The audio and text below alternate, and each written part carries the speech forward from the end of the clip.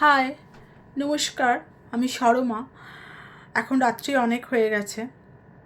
এত রাত্রে কেন এলাম আমি হঠাৎ করে? এলাম এই কারণেই, জানার জন্য যে আপনাদের পুজোর কেনাকাটার প্রস্তুতি কার কীরকম হয়েছে। সবাই নিশ্চয়ই প্রস্তুতি কমপ্লিট। আপনারা নিশ্চয়ই পুজোর জন্য রেডি। তো যাই হোক, পুজোতে কে কিভাবে প্ল্যান করছেন, কে কিভাবে কার সাথে, কোন বন্ধুটার সাথে কোন দিন ঘুরতে যাবেন, নিশ্চয়ই এতদিনে সেটাও ঠিক হয়ে গেছে। মহালয়ার দিন কি প্ল্যান, বা ষষ্ঠীর দিন কি প্ল্যান, সপ্তমীর দিন কি প্ল্যান। এখন তো অনেকেই দেখি কলকাতার বাইরে চলে যায়। আমিও শুরুতে ভাবতাম যে কলকাতার বাইরে চলে যাওয়াই মনে হয় ভালো, যেহেতু আমি ওয়ার্কিং। সেই জন্য আমি ভাবতাম যে পুজোর সময় যে ছুটি কটা পাওয়া যায় ওটা সব সময় আমি একদম পুরো ফুল দমে এনজয় করতে যাই। তারপর ভাবতাম যে না, পুজোয় তো কলকাতা মানে পুজোই, কলকাতার বাইরে পুজো কীরকম হয় জানি না, আর জানার ইচ্ছাও নেই। তাই জন্য আমি কোনোদিনও চেষ্টাও করিনি। তো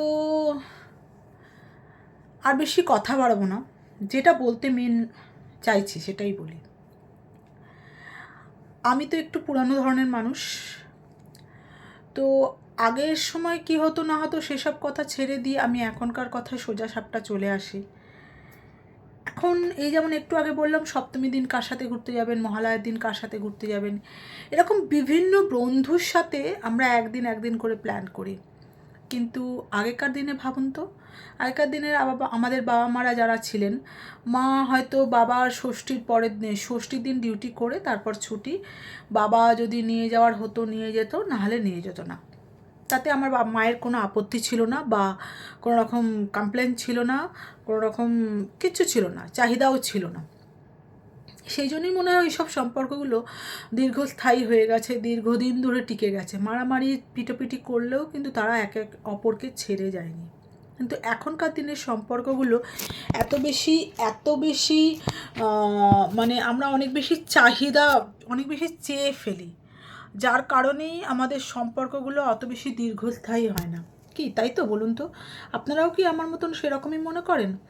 এই যে ধরুন, মানে সমাজ মাধ্যমের দ্বারা নতুন নতুন বন্ধু তৈরি হচ্ছে।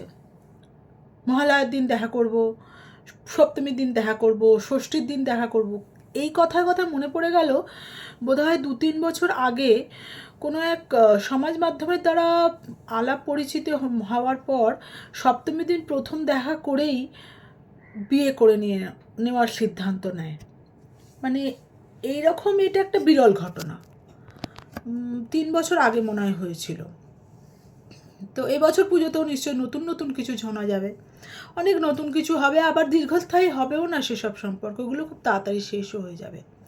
কিন্তু এই যে সম্পর্কগুলো তৈরি হচ্ছে এবং ভেঙে যাচ্ছে, তার একমাত্র কারণ হচ্ছে, যে কোনো সম্পর্কের বাঁধন তৈরি হয় আপনার বিশ্বাস, আস্থা এবং ভরসা।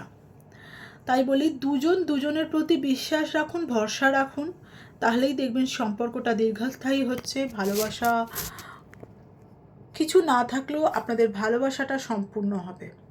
অনেক কিছু না পাওয়ার মধ্যেও অনেক কিছু চাওয়া থেকে যাবে, যার ফলেই সম্পর্কের দৃঢ়তাটা বাড়বে, গভীরতাটাও বাড়বে। যাই হোক, অনেক বড় বড় কথা বলে ফেললাম। রাত্রিবেলা শুতে যাওয়ার আগে যদি কিছু ভারাক্রান্ত কথাবার্তা বলে দিয়ে থাকি, তার জন্য অতিশয় দুঃখিত। পুজোয় খুব মজা করুন। আজকে বিশ্বকর্মা পুজো কার কীরকম কাটলো অবশ্যই জানাবেন। কারা কারা ঘুড়ি ওড়ালেন, কারা কারা ঘুড়ি ওড়ালেন না অবশ্যই জানাবেন। আমার ভালোই কেটেছে, আমার সারাদিন কাজকর্ম করেই কেটেছে। এবার তো ইচ্ছা আছে পুজোর সময়তেও আমি কাজ করব। এবার দেখা যাক কি হয়। যাই হোক, আজকের জন্য এতটুকুই। নমস্কার।